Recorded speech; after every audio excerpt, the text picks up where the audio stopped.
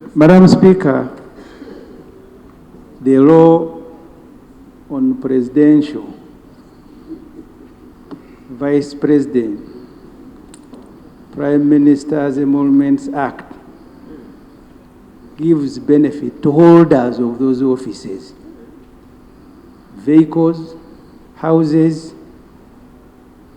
You mean the convoy of the president is for everybody? So those benefits are outlined in the schedule, in the law. So when the NRM people go to State House, they are abusing the law, eating our food and flushing our water. So is the minister in order to mislead Parliament on a statutory matter that is well defined, even to a senior 4 dropout to read, that the residence is a benefit to the holder of the office. That's why you cannot sleep there. Is he in order? As far as I know, State House welcomes everybody. Even Honorable Ssemujju, at one time we met there.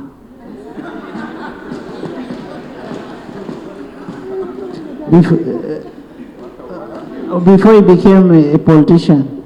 Madam Speaker, we have never met in the State House with you. You know, those are our inside things. You are responsible for many things, including the record of Parliament. At least I have been there as a journalist many times to interview President M7's, but I have never been there with you. Before you became a politician, you were there. We didn't meet there. You were in FDC. Me, I was a journalist. But I want us to restrict ourselves Honorable members, State House is for everybody. It's for everybody, and I want to welcome all of you to State House for prayer breakfast. And at least one thing, it is on record, he has been there. Yes. Very much, Madam Speaker. We come here to transact business on behalf of the country. And government business takes priority. The ministers, who are about 5 dozens, are all not here, Madam Speaker. So the motion, Madam Speaker, is for you to adjourn Parliament until government is ready. A member of Parliament from NRM, the MP, Honorable Biraro, has just complained that this government, this NRM government, has neglected his people. I wanted to ask him why does he then support it. But Madam Speaker, this is a serious matter. If the NRM elections have affected You moved your cabinet, motion. Yeah, I am moving. I haven't Can finished. we first get... I haven't moved, so I am moving. If this NRM cabinet of 5 dozens has been ravaged by NRM internal processes and they can no longer function, Madam Speaker, we need to adjourn Parliament until one of them is here, or you speak to the President to tell us if he has a functioning cabinet. Because the public spends about 2 billion shillings per day to run this House. And the Honorable Msasi, and I thank him, there are ministers here who pretend, even when they are not authorized, that they are representing government. And I really congratulate you. If government has not authorized you, you don't come here and represent it. So, Madam Speaker, my motion is that you adjourn Parliament until government is ready to transact business on behalf of the public, then we resume. Otherwise, all the issues are going to raise. Is that seconded? Yes. Is it seconded? You did speak about the political season we are in. For me, I came here ready to congratulate you for your victory against the former speaker. But I had also thought that the NRM would be generous to celebrate with us what transpired in Kololo. We saw chairs flying in air.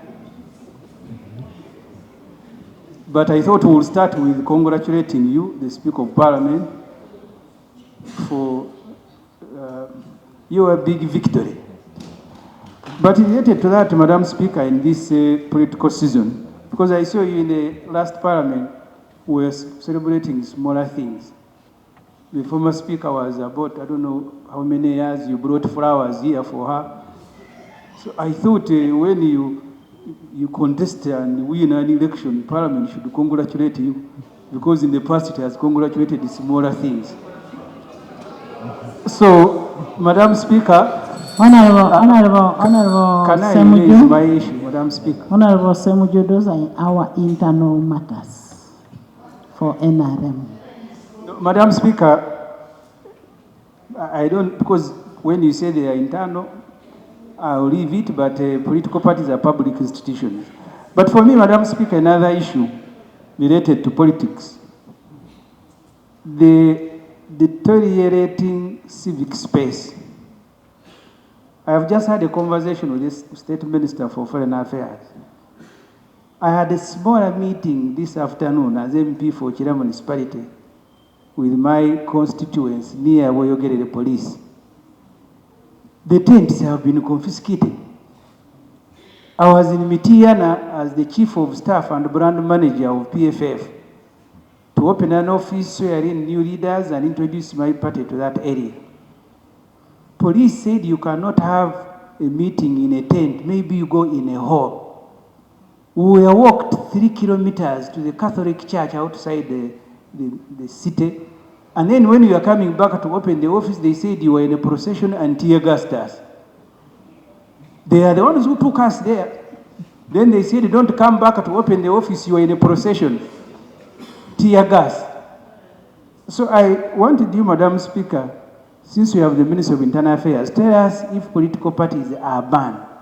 If an MP cannot address a meeting in his constituency, that we should go and look for permits. Our leader, Dr. Kizza Besigye, who fought for the freedom of this country, remains in jail 8 months later. The one who was tweeting President M7's when he was sick in Royal. And that's why, by the way, when you are defeating the Honorable Kadaga, I was very happy. The senior people have conspired to let down the country. You want to take away my happiness? It is mine, it is personal. So Dr. Besigye, who fought, I saw her, she said she was very senior. There are those who were with M7 in the bush, tweeted him. Sam Mugumia, who was with you in FDC before I joined, he was kidnapped. Up to now, we don't know where he is. So my issue, Madam Speaker, is the issue of deteriorating civic space that I ask the minister responsible, since he's here, to tell us. Thank you. You will hear from the minister. It seems he's not aware of it. You've spoken to him? You said you spoke to the Minister of Foreign Affairs, not Internal Affairs. You spoke to Foreign Affairs. So you need to give your information to Internal Affairs so that he's able to come and respond with all the evidence and that kind of thing. Let's not just, can we go to the next item? You people.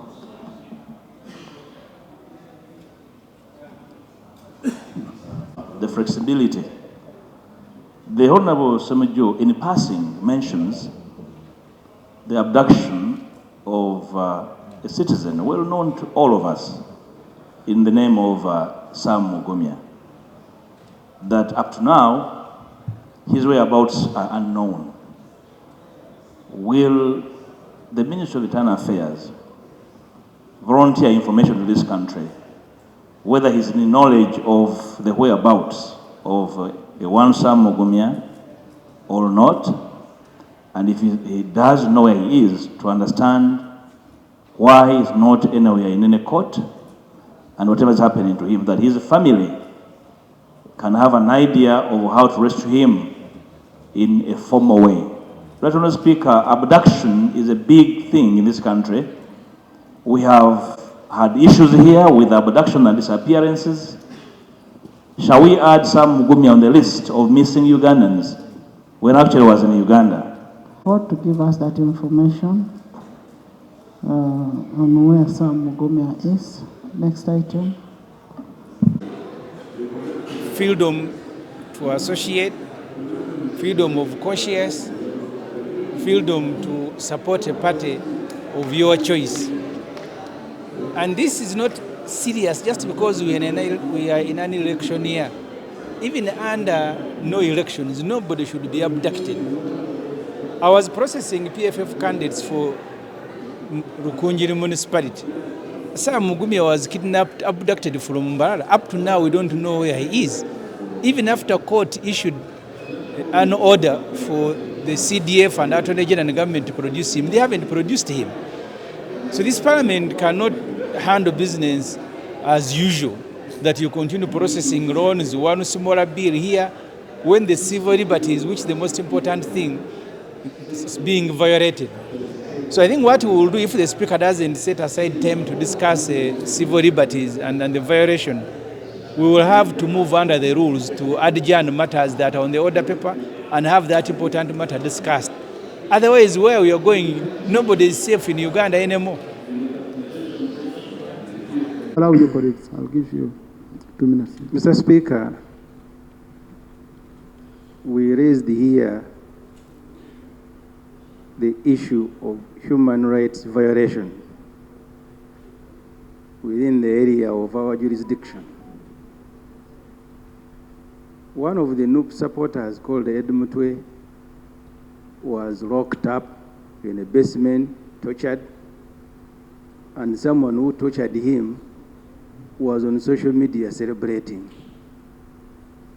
The procedural issue I am raising, Mr. Speaker, we have pleaded with this parliament to allow us to have that matter debated of the torture within our own country. Ssemujju, you were with him as young people in FDC. Up to now, we don't know where he is. The procedural issue, Mr. Speaker, is whether we should elevate cases of torture that have happened beyond our borders and don't deal with torture that has happened within the area of our jurisdiction.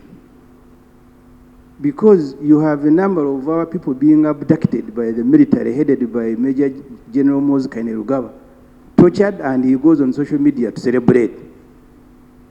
This parliament is very angry that our girl...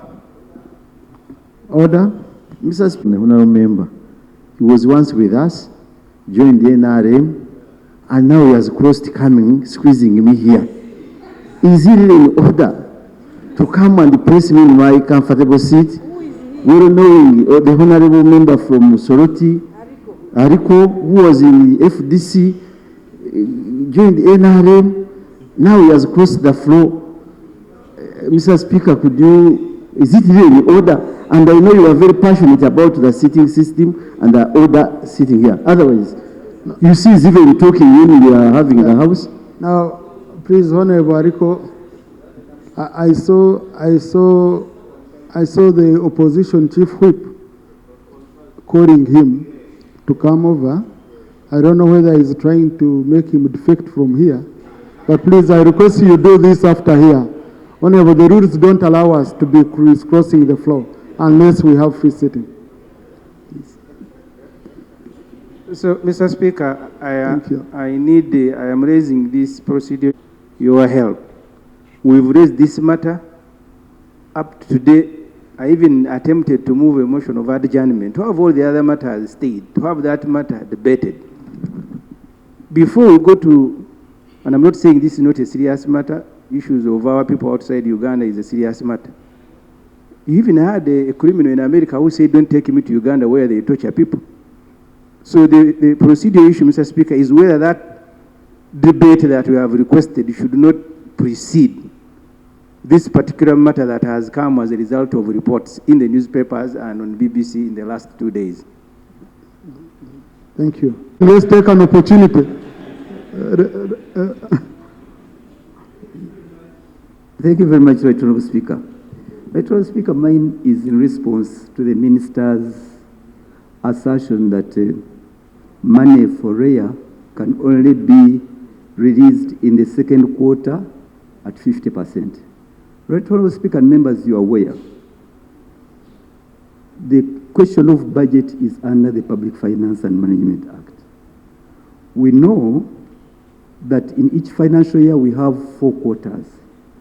Now, failure to release money during the first quarter, you are skipping a lot of work plans that ought to be done, meaning that by the time you release the 50% in the second quarter, you are clogging the system, the plans and activities. And that's why you have the quarterly releases. Unless when it is in a nature of front loading, then you can say we gave you the money. But for you to withhold development budget, promise, and really this is cutting across the entire economy, and you promise we shall be able to do so in the second quarter.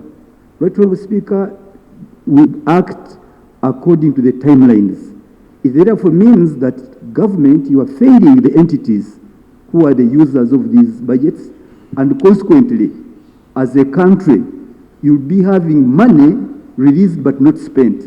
And the questions of accountability would arise, and therefore leading to systemic failures in the system. Can the minister stand and confirm that that wasn't their intention?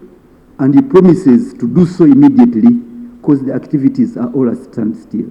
I thank you, Honourable Speaker. Thank you, Honourable Minister. So as you answer the Honourable Sechikubo, the clarification I am seeking is whether this was done deliberately or you did not have money actually to release.